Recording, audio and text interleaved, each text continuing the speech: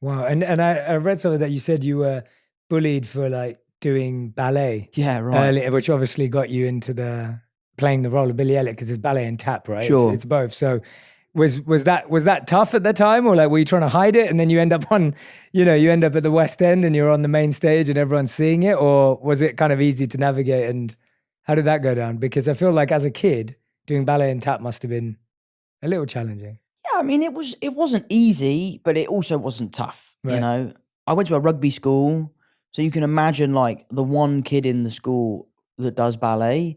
There's going to be comments here and there. It wasn't the easiest thing in the world. There were kids that didn't understand why I was doing it or what I was doing it for. No matter how many times I explained, like I'm the only guy in a class of 30 girls in tights. I was like, guys, this is what you want to be doing. Like rugby is not it.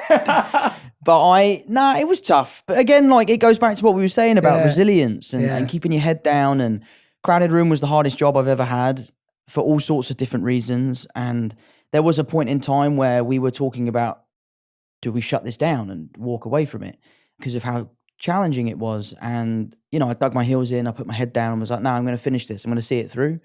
And I think, you learn from past experiences like that. So I really am proud of the way everyone handled the crowded room. And I think that stems from my childhood, my dad's experiences and all that sort of stuff. Yeah.